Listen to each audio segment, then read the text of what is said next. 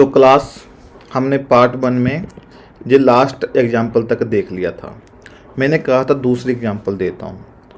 तो मैंने आपको बताया था अभी पार्सन क्या कर रहा था, उसको लग रहा था पार्सन को भी जो सोशल रियलिटी है जहाँ पे एक्टर्स हैं वो सेम मोटिवेशन से फंक्शन परफॉर्म कर रहे हैं, जिसके कारण क्या है भी जो नेशनल जो सिस्टम में इंटीग्रेशन है वो मेंटेन रहे। तो मैंने एक तो एग्जांपल आपको जिन्ना और सरदार वल्लभ भाई पटेल की दी थी। अभी एक एग्जांपल और है, जैसे कि हमारे जहाँ पे दो तरह के लोग हैं, सीआरपीएफ के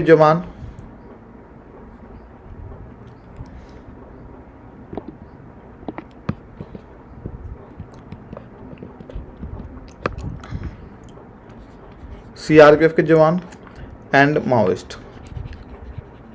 तो अभी सीआरपीएफ के जवान जो, अगर हम इंडिया को पूरा सिस्टम मान के चले, सोशल सिस्टम, तो सीआरपीएफ के जवान क्या कर रहे हैं, वो सिस्टम की इंटीग्रेशन मेंटेन को, जो इंटीग्रिटी है उसको इंटीग्रेशन मेंटेन करने की कोशिश कर रहे हैं। But on the other hand जो माओइस्ट है वो सिस्टम की इंटीग्रिटी को चैलेंज कर रहे हैं। तो इसीलिए जो आर.के. मर्टन का मानना है, मतलब आप इतनी बड़ी ग्रैंड थ्योरी बना रहे हो, लेकिन वो क्या है, वो आपकी आर्म चेयर थ्योरी है, क्योंकि उस थ्योरी का बेनिफिट ही नहीं है। जो आपको एम्पिरिकल रियलिटी को एक्सप्लेन ही ना कर सके, उस थ्योरी का क्या बेनिफिट। तो इसीलिए तालकोट पार्सन क्या कह रहे, आर.के. मर्टन क्या कह रहे हैं भी, आप ये मत देखो, आप ये देखो भी सोशल स्ट्रक्चर को देखो, और देखो भी स्ट्रेन ऐसा क्या है भी जो यूनिटी को थ्रेटन कर रहा है। जैसे स्ट्रक्चर्स है भी, ऐसा डेविएंट बिहेवियर क्यों है। तो आगे देखेंगे, उन्होंने इसी चीज को कंटिन्यू करते हुए अपनी जो मर्टन की स्ट्रेन थ्योरी थी वो दी थी। नेक्स्ट फ्लॉ क्या था, आर.के. मर्टन क्या कह रहा है, फंक्शनलिज्म जो fundamental concern is to offer deterministic approach to social reality. Deterministic approach क्या होती है, ये थ्योरी जहां पे कह रहे हैं इंडिविजुअल जो एक्शन है एंड लाइफ कोर्स वो किसके द्वारा डिटरमाइन किया जाता है, एक्सटर्नल फोर्सेस के द्वारा। जैसे कि हमने देखा था मैक्स वेबर की एग्जांपल में, जो कास्ट सिस्टम है वो बताता है भी क्या क्या एक्टर्स के रोल्स होंगे, क्या क्या प्रिविलेजेस होंगे, क्या क्या डिसेबिलिटीज होंगी। लेकिन ऐसा जरूरी नहीं है, क्योंकि सोशल रियलिटी बहुत कम्प्लेक्स है। हो सकता है इंडिविजुअल के जो एक्शन है वो एक्सटर्नल फोर्सेस से ना हो इन्फ्लुएंस्ड, तो आप डिटरमिनिस्टिक अप्रोच नहीं लगा सकते। जैसे कि इसकी एग्जांपल क्या है, राजा राम मोहन रॉय। तो जब राजा राम मोहन रॉय का टाइम था, तो उस टाइम सती की जो प्रथा थी वो बहुत ज़्यादा पीक पे थी, सती प्रथा। लेकिन राजा राम मोहन रॉय ने उसको चैलेंज किया। एक्सटर्नल फोर्सेस तो सपोर्ट कर रही थी, लेकिन इन्होंने चैलेंज किया। ऐसे ही ज्योतिबा फुले, तो ज्योतिबा फुले जी ने भी वो किया, मतलब जो विडो रीमैरिज, जो पंडित ईश्वर चंद्र विद्यासागर, उन्होंने window remarriage, women education.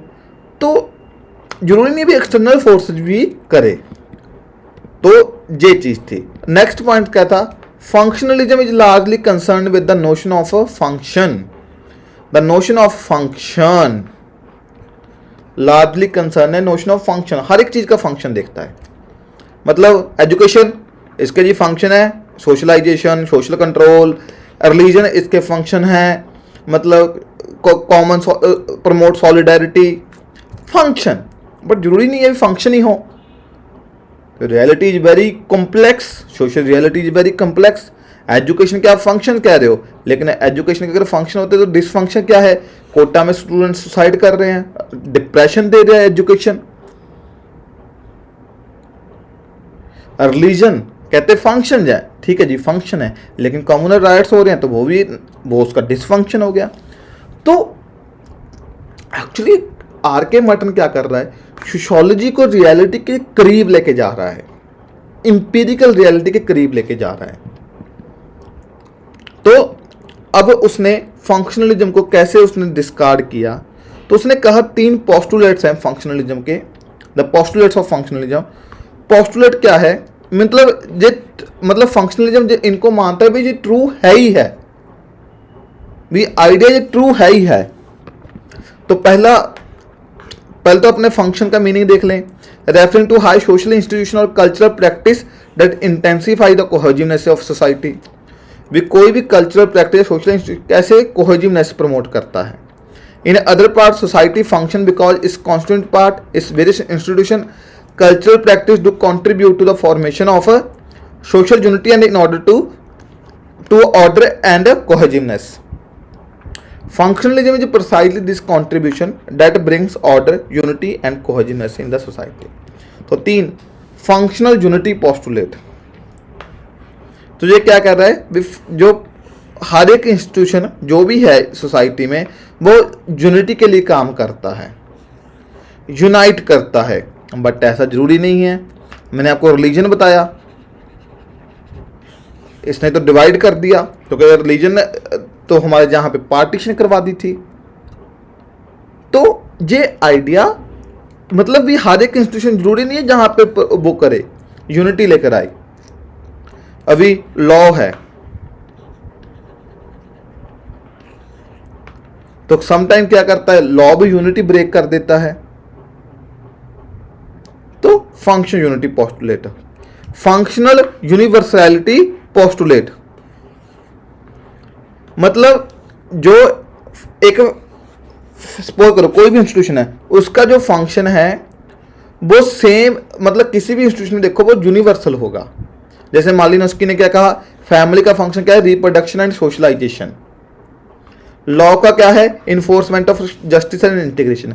But जरूरी नहीं है सोशलाइजेशन आज के टाइम पे, जरूरी नहीं फैमिली करती है, स्कूल भी कर रहे हैं, पीयर ग्रुप भी करते हैं सोशलाइजेशन, आपकी वर्क प्लेस भी करती है सोशलाइजेशन। जैसे अभी मैं IRS की ट्रेनिंग में हूं तो हमारे सीनियर्स बताते हैं भी कैसे आपको कंडक्ट कैसा होना चाहिए, तो they are also doing our socialisation.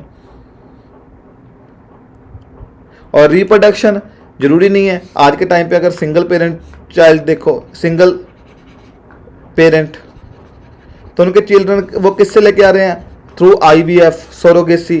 तो जरूरी नहीं है। तो फंक्शनल यूनिवर्सैलिटी पोस्टुलेट भी जो आइडिया भी जो कह रहे हैं भी एक इंस्टीट्यूशन के फंक्शन यूनिवर्सल हैं, वो हो सकता है ट्रू भी हो नहीं भी हो।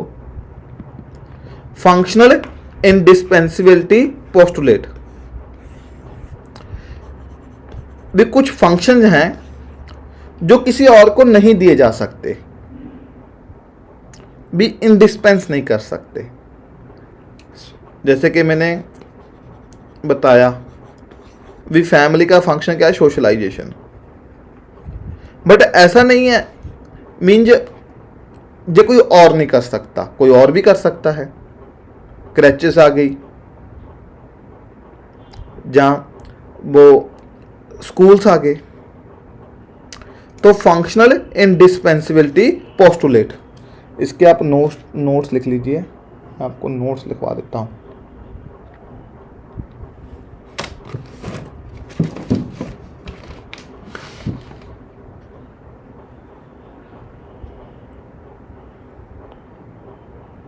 जो नोट्स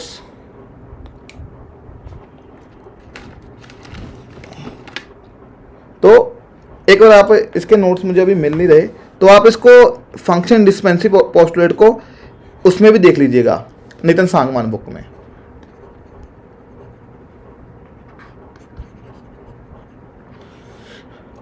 तो ये चीजें हैं द पोस्टुलेट्स ऑफ फंक्शनलिज्म। तो आगे हम देखेंगे जब इन पोस्टुलेट्स को क्रिटिसाइज करके फिर उन्होंने अपनी थ्योरी दी थी, latent function, manifest function, dysfunctions, non functions, unanticipated consequences. तो वो सब चीज़ें हम आगे देखेंगे। आई होप आपको जो क्लियर हो गया होगा। बाकी फिर भी कोई डाउट है तो आप मुझे इसमें कमेंट सेक्शन में लिख सकते हो। तो thank you class. Next lecture में हम ये देखते हैं।